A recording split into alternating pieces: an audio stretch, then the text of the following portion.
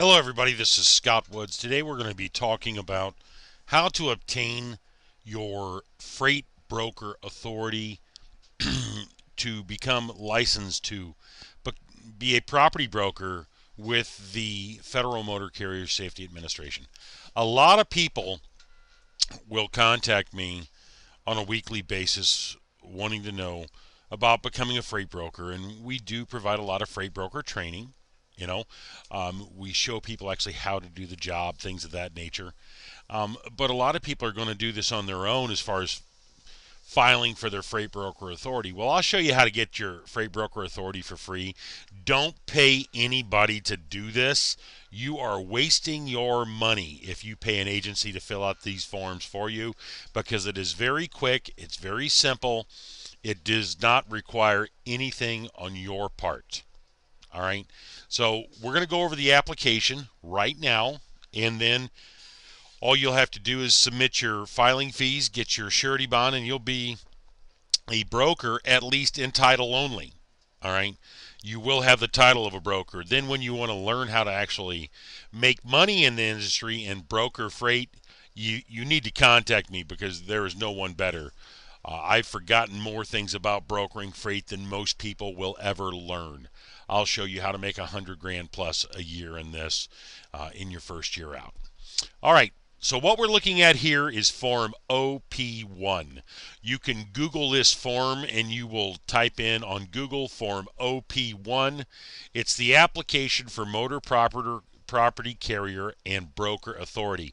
You will fill out this form if you want to get your own operating authority as an owner-operator, or if you want to get your own operating authority as a property broker. Now, in today's video, we're going to talk about just the brokerage part. All right, I'll make another one of these for owner-operators later on. Well, we're going to go over what's got to be filled out, what needs to be placed in the boxes, etc., and then you can hit the road running. Well, right here, we're going to look at Section 1. All right, Section 1 is going to cover, your general information. Now, basically, you're going to see here, Section 1 is applicant information.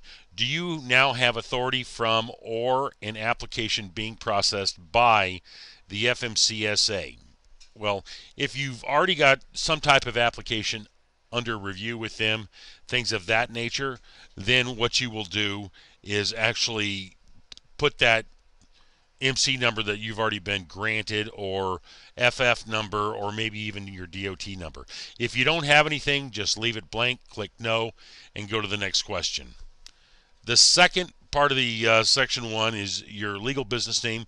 Well, whatever legal business name that you have with your corporation, and if you do not have a corporation, you should have one, or an LLC.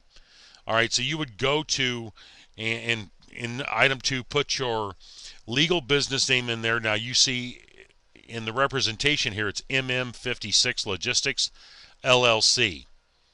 Then you go to question 3, which is your doing business as name.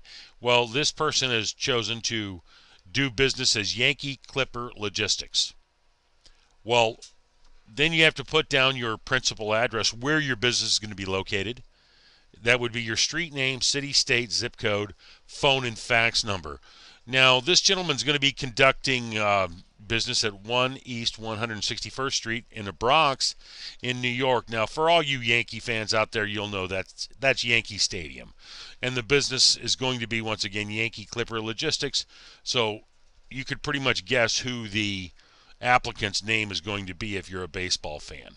Well, his mailing address is a P.O. box in the Bronx. That's where he's going to get all of his mail from the FMCSA. It's going to get his checks from people he's doing business with. Well, the representative name, and that would be you who is filling out this application. In this case, it's Joe DiMaggio. He's the owner of the business. That's his title in item 17. His street name and number, 1 East 161st Street in the Bronx, with the telephone number and fax number in there. Now, at this point in time, you'll go down to the rest of the application, and you'll see item number 24, and I'll highlight this for you right there. Item number 24 is going to ask for a US DOT number. If you do not have a US DOT number, put none. All right. The form of business that you will have. Is it going to be a corporation or an LLC? And what state? Well, you would check that box, put your state. If you're going to be a sole proprietor and operate under your own name and social security number, you would put that. Now, I would strongly advise you against that. That's just complete insanity if you do so. Now, we're done with the first section.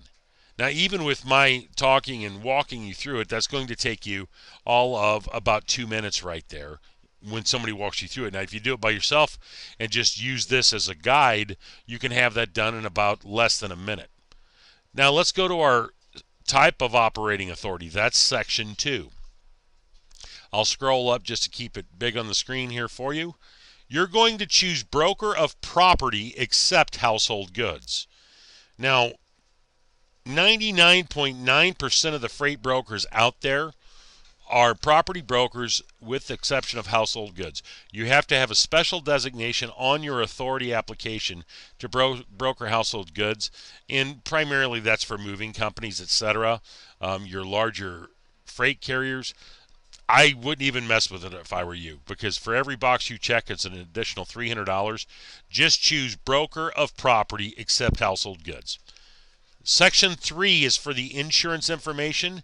That is only for carriers. You do nothing there. You skip that section. You come down to Section 4, safety certification. Once again, that is only for carriers. You do nothing in this section. Section 5, if you have a part of a trucking company right now, or if you have a part of another brokerage, you have to put their MC numbers and or DOT numbers and or FF numbers in cases of a freight forwarder in this section.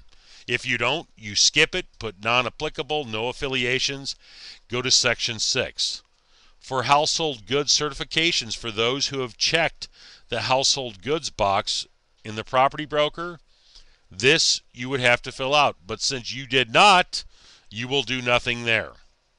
You will also do nothing in Section 7, as that is only for motor carriers and household goods applicants. Now you come down to Section 8. All right, Section 8 is the applicant's oath. You'll see it right here. That's where you will simply print your name, I, Joe DiMaggio, verify under penalty of perjury, and attest to the statement. You'll sign it with your title and date it, and then you go to the last page. At this point in time, you will choose the number of boxes checked, which would be 1 at the top under property broker, and then it's a $300 payment due. If you're going to pay by check or money order, you're going to mail it, as you see at the bottom, to Atlanta, Georgia, and I've highlighted that for you. If you're going to pay by credit card, you would just submit this form and then mail all this information into the FMCSA in Washington, D.C. there. It is very easy to get your contract authority from the FMCSA.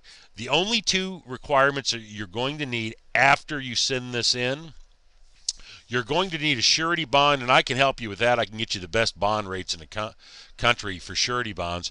And you're going to need a BOC3 processing agent. Now, I don't charge you for those services. I'll direct you where to go.